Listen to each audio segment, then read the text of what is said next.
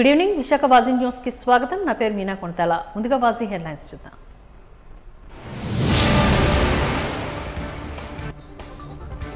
నగరంలో అంబరాన్ని తాకిన గణతంత్ర దినోత్సవ వేడుకలు ఆకర్షించిన ప్రభుత్వ శకటాలు 400 మీటర్ల పొడవైన జాతీయ జెండాతో నిర్వహించిన ర్యాలీ.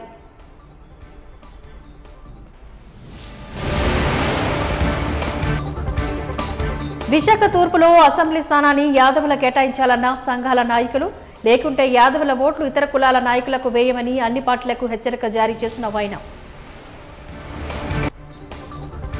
రెండవ రోజు కొనసాగిన అంతర్జాతీయ స్థాయి చదరంగ పోటీలు ఔత్సాహిక క్రీడాకారులను వెలుగులోకి తీసుకురావడమే లక్ష్యమన్న నిర్వాహకుల బాబురావు. ఇక డీటెయిల్స్ చూద్దాం. దేశంలోని ప్రతి పౌరుడు కుల మత పేద ధనిక తేడా లేకుండా స్వేచ్ఛగా జీవించే అవకాశాన్ని రాజ్యాంగం కల్పించిన రోజు రిపబ్లిక్ డే అని జిల్లా కలెక్టర్ ఎం మల్లికార్జున హితవు పలికారు. నగరంలోని పోలీస్ బ్యారెక్స్ గ్రౌండ్స్ లోని శుక్రవారం ఉదయం జరిగిన 75వ గణతంత్ర దినోత్సవ వేడుకలో ఆయన ముఖ్య అతిథిగా పాల్గొన్నారు.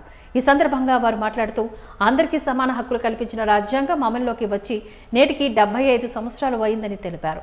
భారతదేశం సార్వభౌమ సామ్యవాద లౌకిక ప్రజాస్వామ్య గణతంత్ర రాజ్యంగా ప్రకటించబడి ప్రపంచానికి ఆదర్శంగా నిలిచిందని చెప్పారు.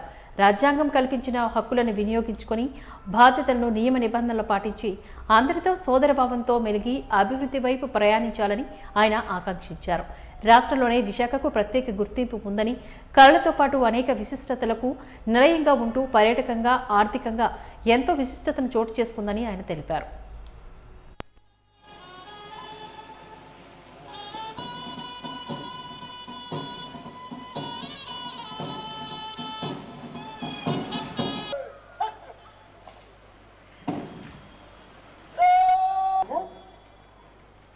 మరి అత్యంత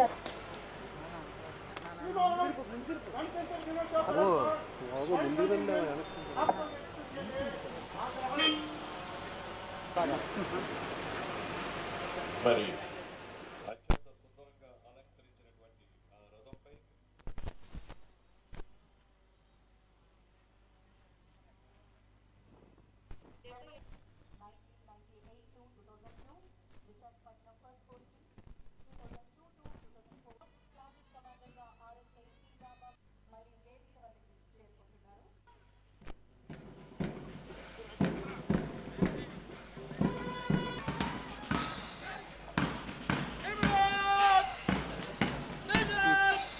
Commander RIPC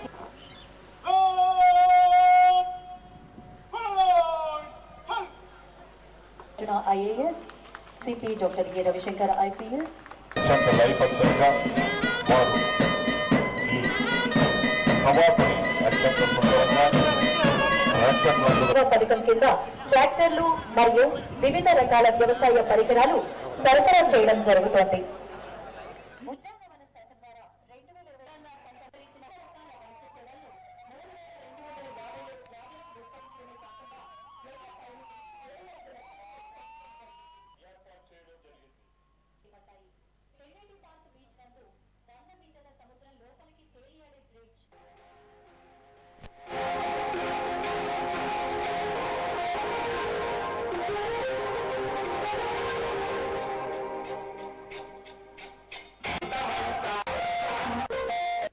సిఎస్ఆర్ కింద చేయడం జరిగింది.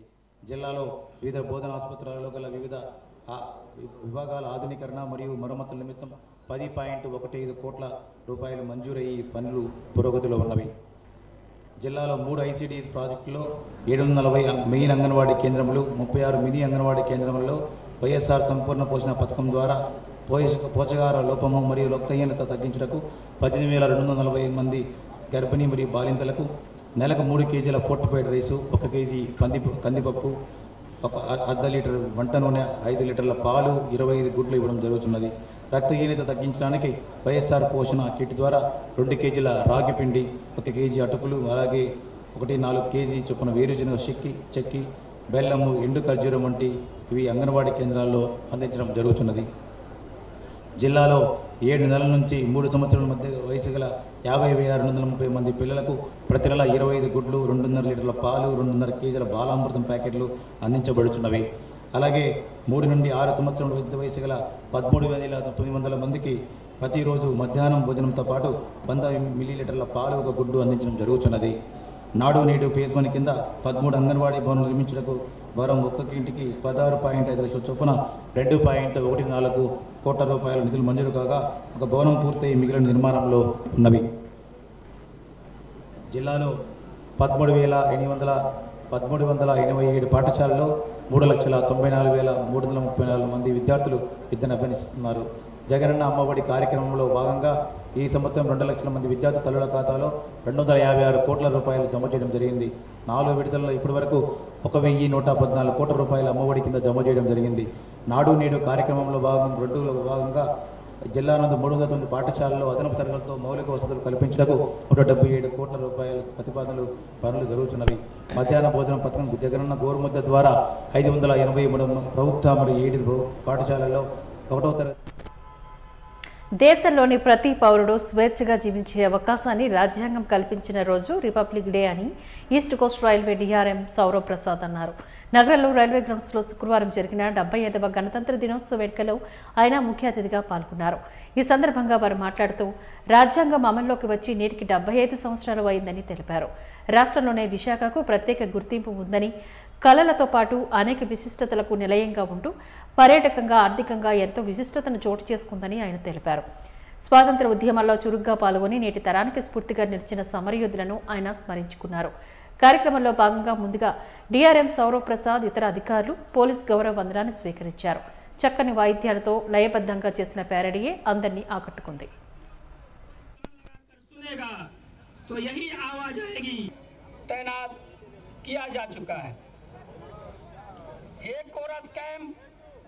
कंपनी इस महीने बासनपुर में दूसरा कोरस का उत्पादन शैली की वजह से कोरस कमांडो पुलिस के साथ समन्वय याद दिलाना चाहूँगा कि माननीय मुख्यमंत्री को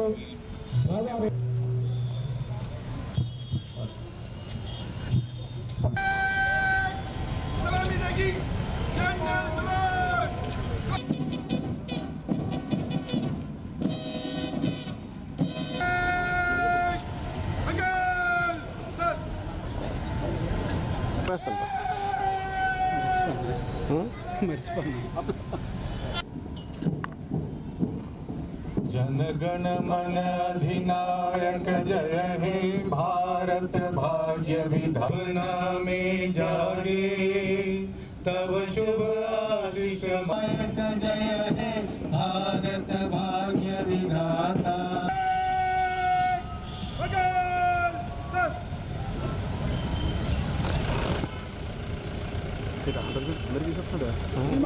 राइडर मंडल की गणतंत्र दिवस परेड आपके निरीक्षण के लिए हाजिर है।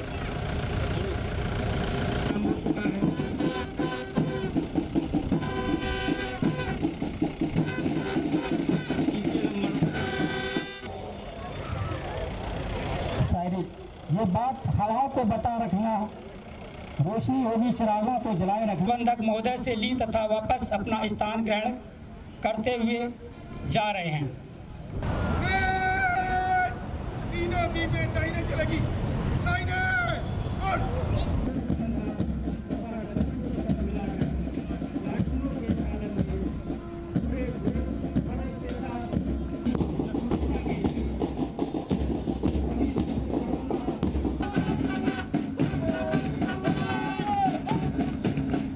टोली का नेतृत्व करने श्री महेश्वर गंगा बहने दो, मत फैलाओ देश में दंगा, रहने बहुत सुंदर अच्छा नजारा और एक कंधे से कंधे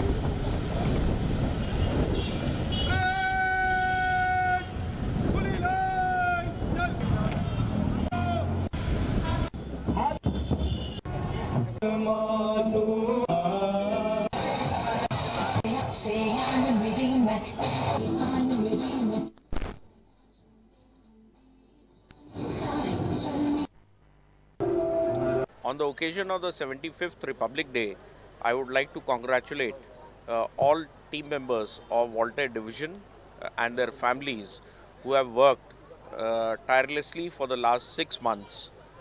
Voltaire Division has made wonderful achievements and progress in the last 6 months. We have done record performance in loading and unloading.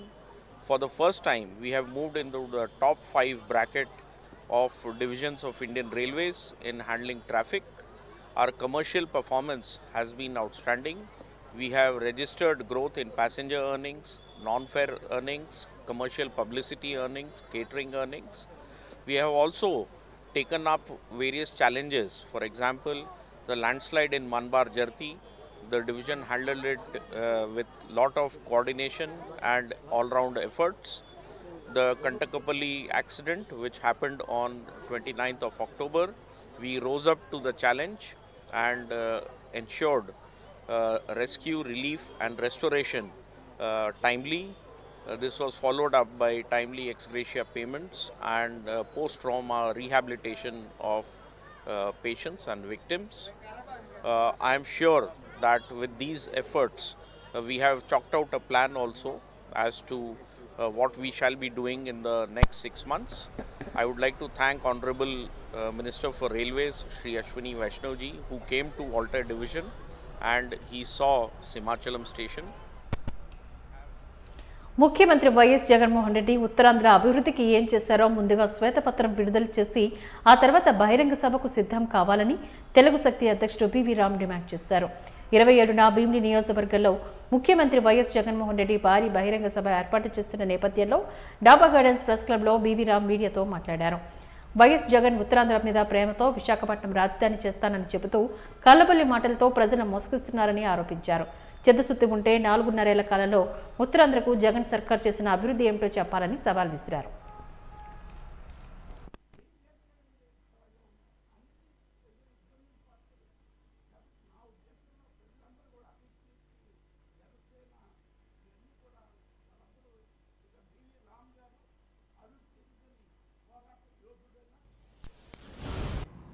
ప్రజలు ఆయన పరిపాలన మొదలుపెట్టిన తర్వాత విధ్వంసాలతో స్టార్ట్ అయిన మరి ఆయన పరిపాలన ఈరోజు కూడా అదే బాటలో నడుస్తుంది.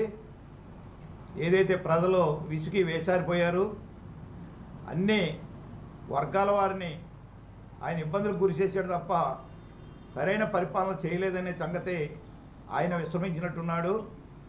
రేపు భవిష్యత్తులో ఏదైతే ఆయన ఇబ్బందులకు గురి చేశాడో ఆ వర్గాలన్నీ కూడా రేపు ఎన్నికల్లో మరి ఓటు ద్వారాగా ఆయన్ని తిప్పికొట్టడానికి ప్రజలు సిద్ధంగా ఉన్నారు.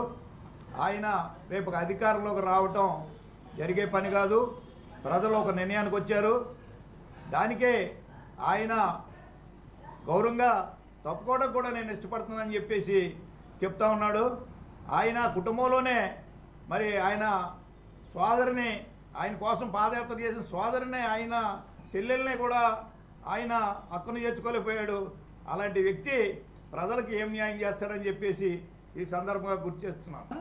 మహిళకి అస్సలు విలువ అనేది లేదు ఈ పార్టీలను. మహిళలు గౌరవించడం కూడా లేదు. అన్ని మోసాలు చేస్తున్నాడు జగన్ గారు. ఇల్లులు ఇస్తారని చెప్పి ఇల్లులు కూడా చంద్రబాబు నాయుడు గారు కట్టిన ఇల్లులు ఉంటాయి, అతను కట్టినాడు అన్నట్టు నిరూపించి అటు రంగులు వేసి పెయింట్లు వేసి అవి ఇస్తానని కూడా అవి కూడా ఇప్పుడు వచ్చి ఇవ్వలేదు. పింఛన్లు కూడా మంచి వాళ్ళకి కాలేజ్ లేని వాళ్ళు పింఛన్లు కూడా తీసాడు అతను. ఇలాంటివన్నీ పనులు చేస్తే ఈ జగన్ ఎప్పుడు పోతాడని ప్రజలందరూ కూడా చూస్తున్నారు. ఇతను ఎప్పుడు పోతాడని మేము కూడా చూస్తున్నాం. చాలామంది వెనకబడి ఉన్నారు, ఈ పార్టీ వల్ల ముందుకు రాలేకపోతున్నారు. ఇలాంటి పనులు చేస్తే ఎవరు కూడా రానివ్వరు. మళ్ళీ వచ్చే ఎన్నికల్లో కూడా గెలడని గ్యారంటీగా ఇస్తున్నారు. విశాఖపట్నంలో రాష్ట్ర ముఖ్యమంత్రి వైఎస్ జగన్మోహన్ రెడ్డి గారు ఉత్తరాంధ్ర సభ పెట్టబోతున్నారు.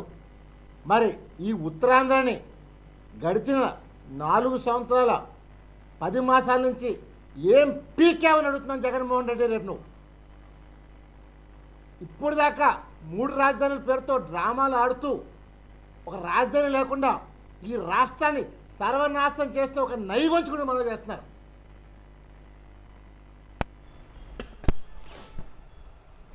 ప్రధాన మోదీ ఆధ్వర్యంలో దేశంలోని ప్రజలందరూ స్వేచ్ఛ, సమానత్వ, స్వాతంత్ర్య హక్కులను పూర్తిగా వినియోగించుకోవాలనుకుంటున్నారని, నిజమైన గణతంత్ర దినోత్సవం ప్రధాన మోదీ కాలంలోనే చూస్తున్నామని బీజేపీ ఎంపీ జీవీఎల్ నరసింహారావు కొనియాడారు. 75 గణతంత్ర దినోత్సవాన్ని పురస్కరించుకొని లాసెన్స్పే కాలనీ పార్టీ కార్యాలయంలో ఆయన జాతీయ జెండాని ఎగరవేసి రాష్ట్ర ప్రజలందరికీ గణతంత్ర దినోత్సవ శుభాకాంక్షలు తెలిపారు. ఈ సందర్భంగా ఎంపీ జీవీఎల్ మీడియాతో మాట్లాడుతూ స్వాతంత్ర్యం సంపాదించుకున్నాకే మనల్ని మనం పరిపాలించుకునే నియమ నిబంధనలు అతిపెద్ద లిఖితపూర్వకంగా రాజ్యాంగంగా ఘనతను దక్కించుకున్నది భారత రాజ్యాంగమేనంటూ గుర్తు చేశారు.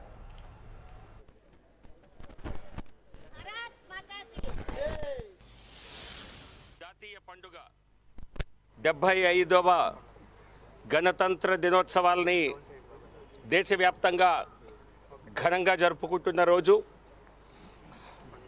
ప్రధానమంత్రి నరేంద్ర మోదీ గారి గత 9.5 సంవత్సరాల పాలనలో భారతదేశం ప్రపంచంలోనే ఒక పెద్ద ఆర్థిక వ్యవస్థగానే కాకుండా ప్రపంచమంతా కూడా భారతదేశం పట్ల ఒక విశ్వగురువుగా చూసేటువంటి పరిస్థితి ఏదైతే భారతీయుల కళ నెరవేరింది. కానీ ఇంకా సాధించవలసిన ప్రగతి ఇంకా చాలా ఉన్నదని ప్రధాని నరేంద్ర మోదీ గారు ఒక నిర్దిష్టమైనటువంటి ప్రణాళికలతో దేశ ప్రజలందరినీ సమాయత్తం చేసి వారందరికీ వికసిత్ భారత్ సంకల్ప యాత్ర అనే సంకల్ప యాత్ర ద్వారా ప్రజల్లో కూడా స్ఫూర్తిని రగిలిస్తూ జాతీయ నిర్మాణానికి దేశ నిర్మాణానికి వారందరి సహకారం కోరటం జరిగింది. అసాధ్యం అనుకున్నటువంటి అనేక అంశాలు మోదీ గారు గత 9.5 సంవత్సరాల్లో సుసాధ్యం చేశారు. ఈ రిపబ్లిక్ డే ఒక స్పెషల్ రిపబ్లిక్ డేగా మనం గుర్తుపెట్టుకోవాలి. ఎందుకంటే మోదీ గారు రాకముందు దాదాపుగా 50 ఏళ్ళు ఒకే కుటుంబం ఈ దేశంలో రాజ్యాధికారంలో ఉన్నది, 5 దశాబ్దాలకు పైగా. కానీ ఒక్క నరేంద్ర మోదీ గారు వారు 60 సంవత్సరాల్లో కాంగ్రెస్ ప్రభుత్వాలు చేసినటువంటి అభివృద్ధి కంటే ఎక్కువ. భారతరత్న డాక్టర్ బాబాసాహెబ్ అంబేద్కర్ రచించిన భారత రాజ్యాంగం 75 సంవత్సరాలు కావస్తున్న సందర్భంగా భారత రాజ్యాంగాన్ని రక్షించుకోవాల్సిందిగా కోరుచూ గణతంత్ర దినోత్సవం జరుపుకోవాలని దళిత హక్కుల సమాఖ్య నాయకులు రాజేంద్ర ప్రసాద్ పిలుపునిచ్చారు.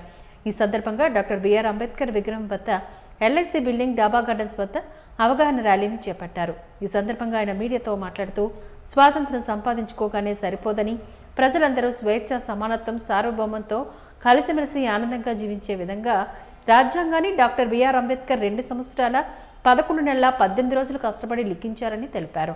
అలాంటి హక్కులను కాపాడుకోవాల్సిన బాధ్యత, సక్రమంగా నిర్వర్తించాల్సిన అవసరం నేటి యువతకు ఎంతైనా ఉందని తెలిపారు. రాజ్యాంగంలో ఉన్న హక్కులు, బాధ్యతలపైన ప్రతి ఒక్కరూ అవగాహన కలిగి ఉండాలని కోరారు. కార్యక్రమంలో దళిత సమాఖ్య నాయకులు, సభ్యులు పాల్గొన్నారు.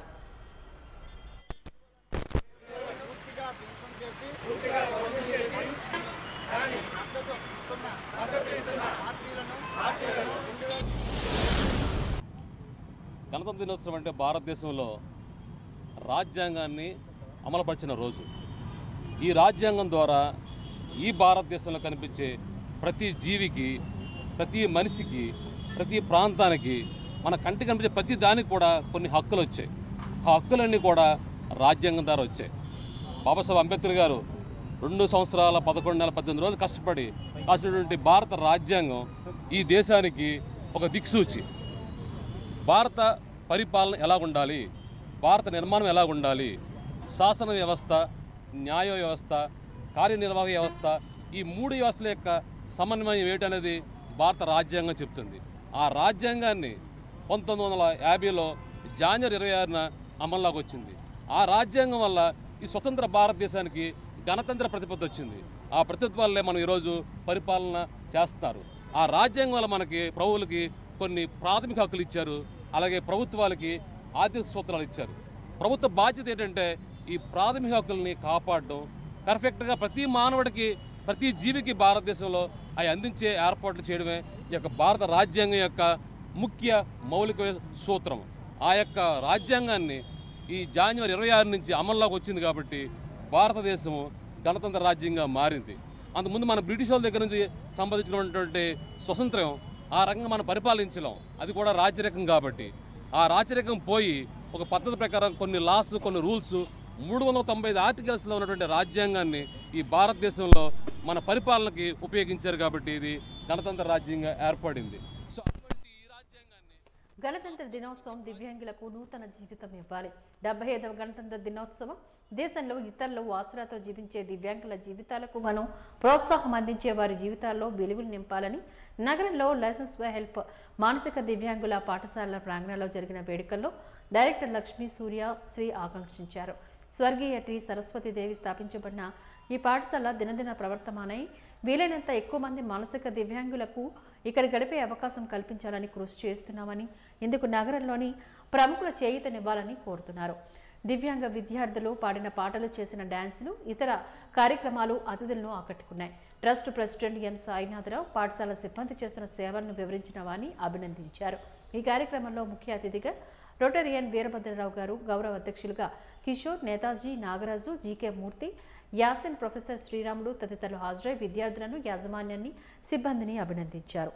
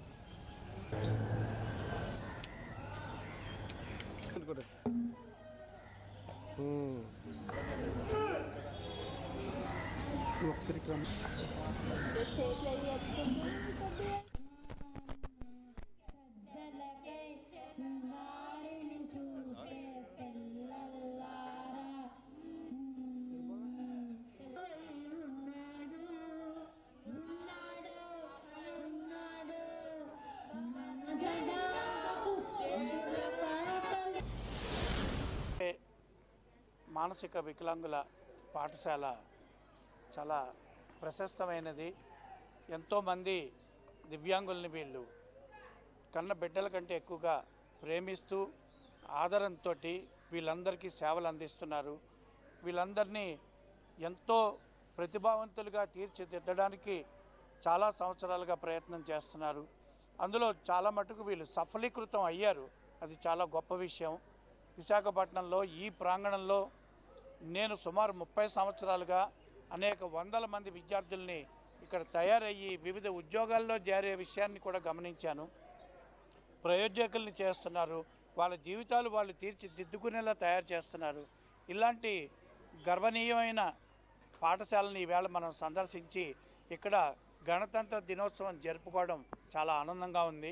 ఈ పాఠశాలకి చాలామంది నుంచి సహాయ సహకారాలు కూడా చాలా అవసరం. అనేక మంది సిఎస్ఆర్ ఫండ్స్ కానీ లేకపోతే వ్యక్తిగతమైన సహాయ కార్యక్రమాలు కానీ ఇక్కడికి ఒకసారి వచ్చి చూసి ఈ సేవల పట్ల సంతృప్తి చెంది అలాగే ఈ పాఠశాలకి తగిన సహాయ సహకారాలు అందించాలనేది నా ఉద్దేశం, నా కోరిక. జై హింద్. ఇవాళ మనం స్వతంత్ర దినోత్సవంతో పాటు రిపబ్లిక్ డే అంటే స్వతంత్రం వచ్చింది, తర్వాత మనంతట మనం పరిపాలించుకోవడానికి రిపబ్లిక్ డే కాన్స్టిట్యూషన్ ఏర్పాటు చేసుకున్నాం, మనం పరిపాలిస్తున్నాం. మనం ఎన్నుకున్న వాళ్ళు మనని పరిపాలిస్తారు, సెంట్రల్లో కానీ స్టేట్లో కానీ. ఈ స్కూలు మానసిక వికలాంగులకి కోసం పెట్టింది. చాలా రోజుల నుంచి మేడం సరస్వతీదేవి గారు స్టార్ట్ చేశారు. ఇక్కడ ఉన్న వాళ్ళందరూ జీతం కోసం పనిచేస్తున్నారని అనుకోవడం లేదు. వాళ్ళ సర్వీస్, వాళ్ళ జీవితంలో సర్వీస్ చేద్దాం వీళ్ళకి చేస్తే భగవంతుడి ఆశీస్సులు చాలా ఉంటాయని సర్వీస్ చేస్తున్నారు. విశాఖపట్నం తూర్పు నియోజకవర్గం విజయనగరం అసెంబ్లీ సీట్ను అన్ని రాజకీయ పార్టీలు యాదవులకు కేటాయించాలని యాదవ సంఘాల ఐక్యవేదిక నాయకులు డిమాండ్ చేస్తున్నారు. ఈ మేరకు యాదవ సంఘం ఐక్యవేదిక ఆధ్వర్యంలో ద్వారకానగర్ పౌర గ్రంథాలయంలో విలేకరుల సమావేశాన్ని నిర్వహించారు. ఈ సందర్భంగా యాదవ సంఘం నాయకులు మీడియాతో మాట్లాడారు. తూర్పు నియోజకవర్గంలో 10 మంది కార్పొరేటర్లను అక్రమ విజయంగా గెలిపించుకున్నారని గుర్తు చేశారు. మున్సిపల్ ఎన్నికల్లో పనికొచ్చిన యాదవ సంఘాల ఓట్లు అసెంబ్లీ ఎన్నికలకు పనికిరావా అంటూ ప్రశ్నించారు. తూర్పు నియోజకవర్గంలో యాదవులు అధిక సంఖ్యలో ఉన్నారని, అందుకే యాదవ కులానికి చెందిన అభ్యర్థులకే ఎమ్మెల్యే టికెట్లు ఇవ్వాలని రాజకీయ పార్టీలకు హితవు పలికారు. లేని పక్షంలో యాదవుల ఓట్లు నాయకులకు పడవని స్పష్టం చేశారు. రాజకీయ పార్టీలు ఏదైతే ప్రధాన పార్టీలుగా ఉన్న వైఎస్ఆర్ కాంగ్రెస్ పార్టీ కానీ మరి టీడీపీ కానీ మరి ఇతర పార్టీలు ఏవైతే ఉన్నాయో మరి ఈరోజు యాదవులకు జరిగిన అన్యాయం గురించి మరి జిల్లా మొత్తం రాష్ట్ర వ్యాప్తంగా మరి విశాఖ మరి ముఖ్యంగా ఈ జిల్లాపై ఉన్న రాజకీయ ఒత్తిడిలో యాదవులకు జరిగిన అన్యాయంపై మాట్లాడుకుంటున్న విధానం మరి అందరికీ తెలిసిన విషయమే.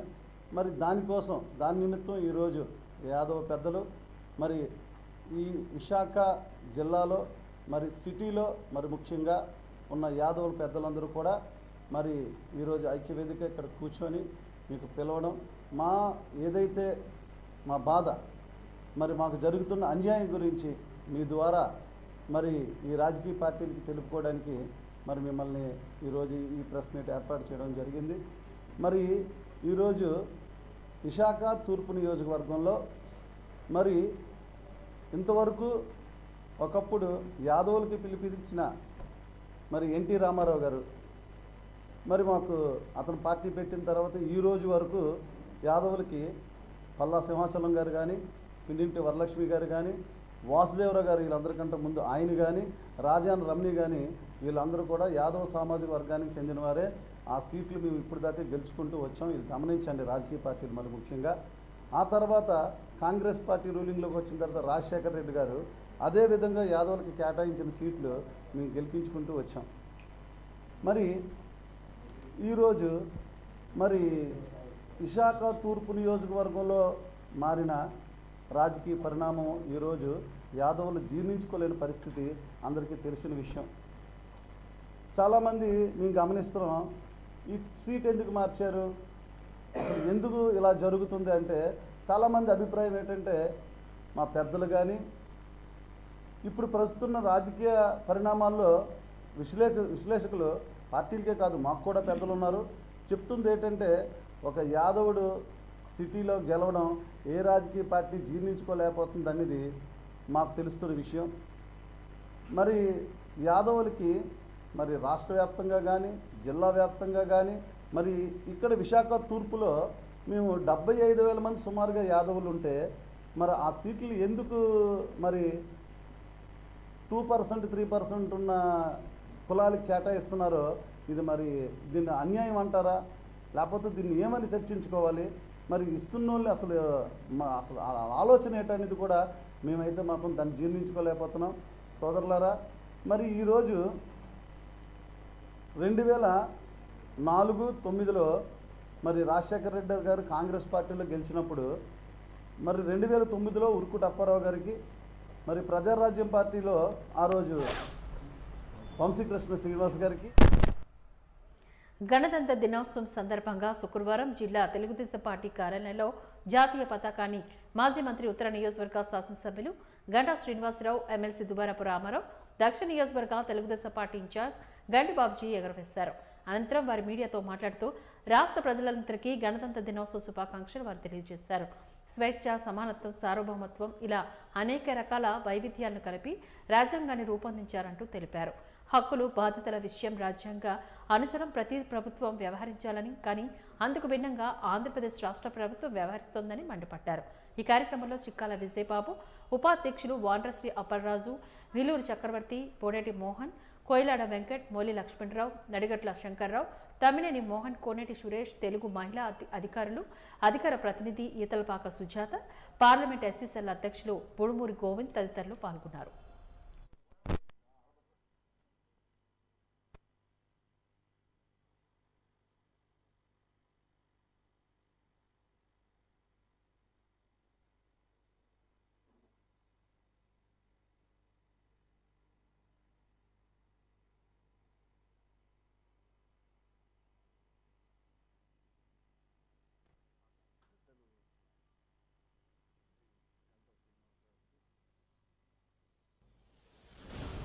గణతంత్ర దినోత్సవ సందర్భంగా ముందుగా అందరికీ శుభాకాంక్షలు తెలియజేస్తున్నాను. భారతదేశం ఒక ప్రజాస్వామిక దేశం, ఒక మతాలకు అతీతంగా ఉండే దేశం.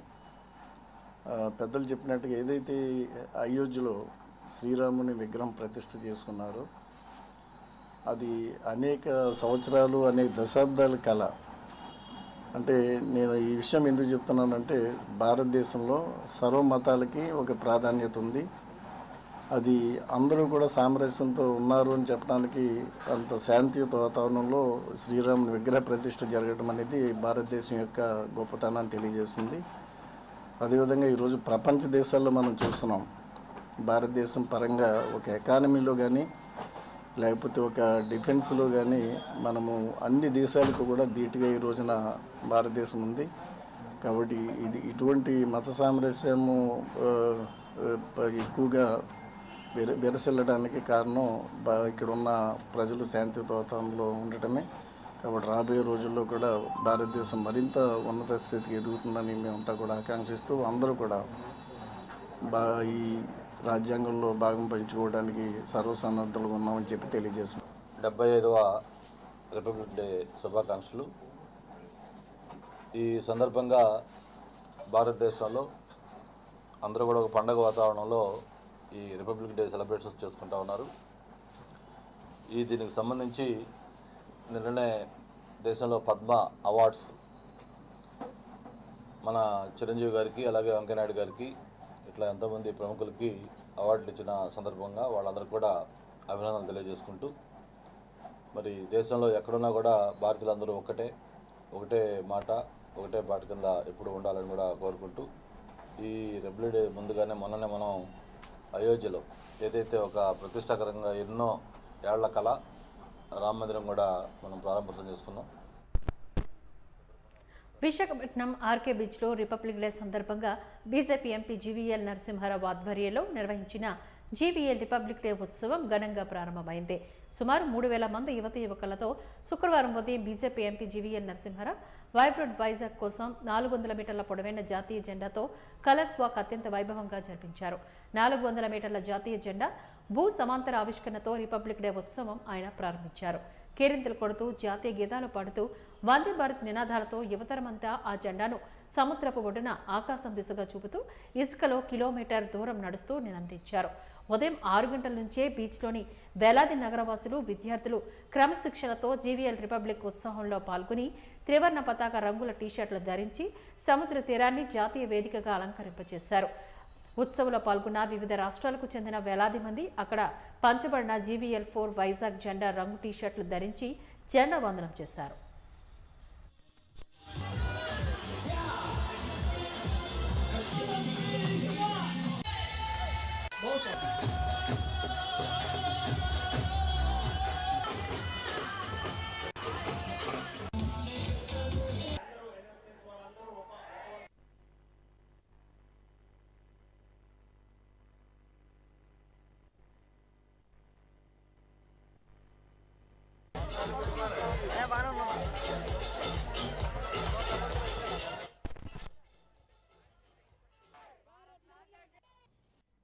పురస్కరించుకొని మనం విశాఖపట్నంలో రిపబ్లిక్ ఉత్సవాన్ని జరుపుకుంటున్నాం.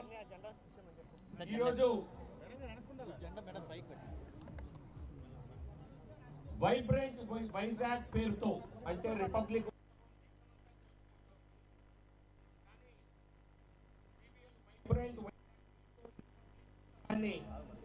విశాఖ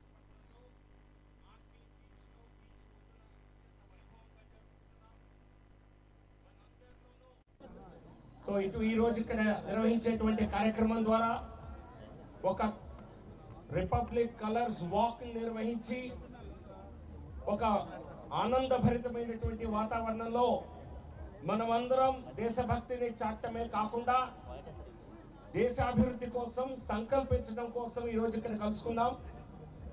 దేశ ప్రధాని నరేంద్ర మోదీ గారు ఇచ్చినటువంటి స్ఫూర్తితో ఆత్మనిర్భర భారతదేశంగా మన దేశాన్ని అభివృద్ధి చేసుకుంటూ ఇటువంటి రిపబ్లిక్ ఉత్సవం ద్వారా ప్రధానమంత్రి నరేంద్ర మోదీ గారి లక్ష్యం ఏదైతే ఉన్నదో భారతదేశాన్ని అభివృద్ధి చెందిన దేశంగా తీర్చిదిద్దాలని గత 9 సంవత్సరాల్లోనే మోడీ గారి ప్రధానమంత్రిగా ఉండగా 11వ స్థానం నుంచి మనం 5వ స్థానానికి ఆర్థిక వ్యవస్థగా 5వ పెద్ద ఆర్థిక వ్యవస్థగా ఎదిగాం.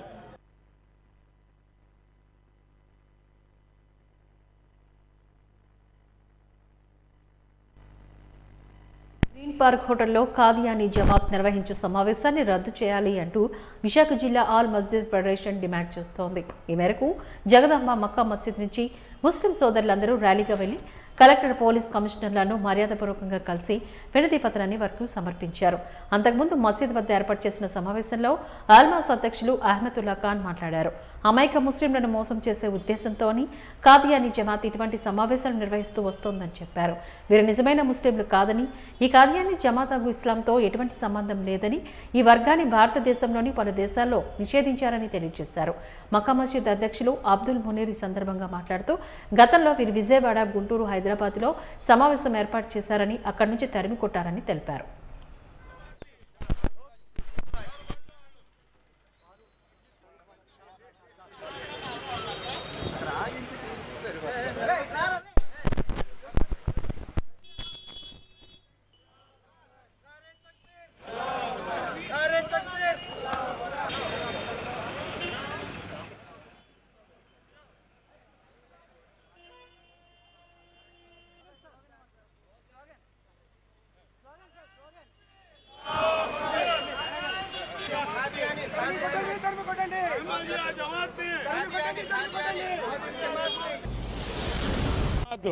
కొత్త జమాత్ వచ్చి ఇక్కడ విశాఖపట్నంలో ముస్లింలు అనే ఒక వాదన చేస్తున్నారు. వాళ్ళు ముస్లింలే కారు, వాళ్ళు అమాయక ముస్లింలు ఎక్కడెక్కడ ఉంటారో అక్కడికి వెళ్ళి వాళ్ళకి డబ్బులు ఇచ్చి వాళ్ళకి అనేక భయోభాలు పెట్టి వాళ్ళకి తీసుకెళ్ళి ఆ గ్రూప్లో చేర్చుకుంటున్నారు.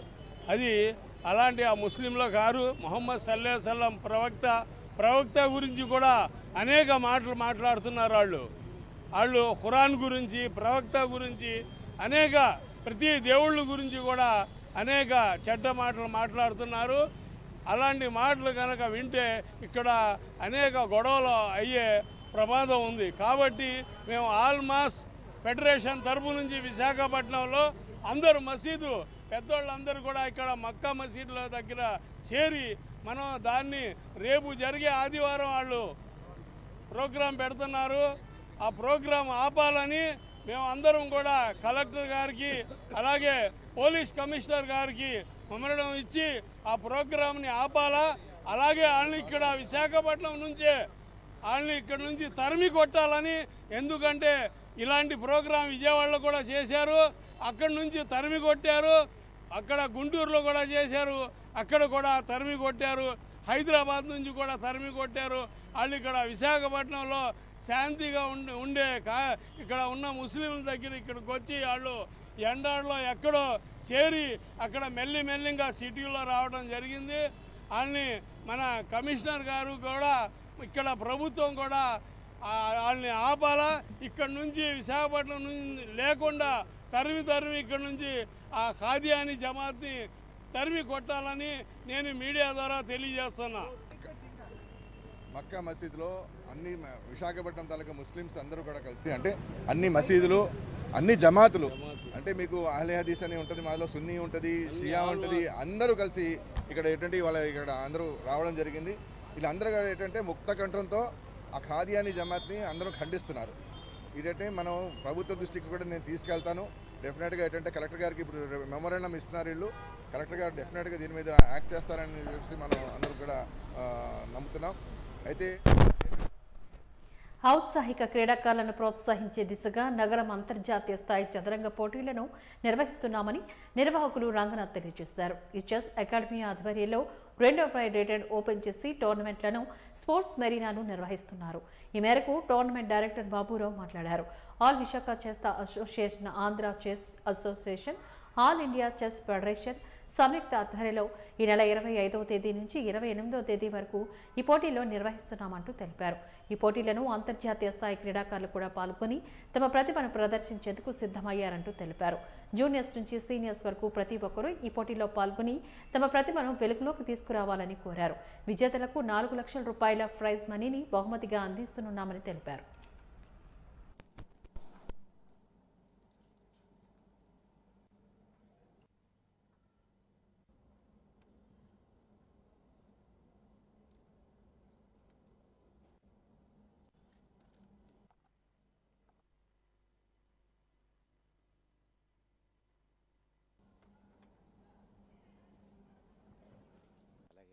ఇప్పుడు ఈ టోర్నమెంట్ నుంచి ఒక 20 రాష్ట్రాల నుంచి వచ్చారు. అలాగే ఇతర దేశాల నుంచి ఓ 3 వచ్చారు. యుఎస్ఏ నుంచి, ఆస్ట్రేలియా, ఇరాన్ కంట్రీ నుంచి వచ్చారు. అలాగే ఈ టోర్నమెంట్ ఆడటానికి 419 మంది వచ్చారు. ఈ టోర్నమెంట్లో రేటెడ్ ప్లేయర్స్ టోటల్ 133 మంది ఆడుతున్నారు. ఈ టోర్నమెంట్ ఆడడం వల్ల ఏంటంటే రేటింగ్ రాని వాళ్ళకేమో రేటింగ్ వస్తుంది. అలాగే రేటింగ్ ఇంకా మెరుగుపరుచుకోవడానికి అనేసని ఈ టోర్నమెంట్ మంచి అవకాశం. అదేవిధంగా ఈ విశాఖపట్నంలోనే 200 మంది ఓ మంచి ప్లేయర్స్ ఉన్నారు. వాళ్ళు పైకి వెళ్ళి ఆడాలనంటే చాలా వ్యయంతో కూడిన పని. అందుకోసం అనేసని మేము ఈ విశాఖపట్నంలో ఈ ఫిడే రేటింగ్ టోర్నమెంట్ పెట్టడం అంటూ నిర్వహించాం. దీనికి ముఖ్యంగాను ఆంధ్ర చెస్ అసోసియేషన్ వారు అలాగే విశాఖ చెస్ అసోసియేషన్ వారు కూడా మాకు ఈ సహాయ సహకారాలు అందించారు. వాజీ న్యూస్ ముగించే ముందు ముఖ్యాంశాలు మరొకసారి చూద్దాం.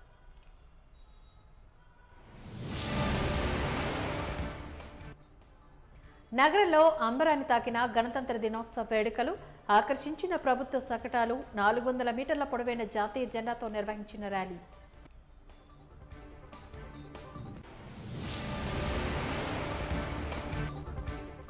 విశాఖ తూర్పులో అసెంబ్లీ స్థానాన్ని యాదవుల కేటాయించాలన్న సంఘాల నాయకులు, లేకుంటే యాదవుల ఓట్లు ఇతర కులాల నాయకులకు వేయమని అన్ని పార్టీలకు హెచ్చరిక జారీ చేసిన ఆయన. 2వ రోజు కొనసాగిన అంతర్జాతీయ స్థాయి చదరంగ పోటీలు, ఔత్సాహిక క్రీడాకారులను వెలుగులోకి తీసుకురావడమే లక్ష్యమన్న నిర్వాహకులు బాబురావు. వాజీ న్యూస్ ఇంతటితో సమాప్తం. నమస్కారం.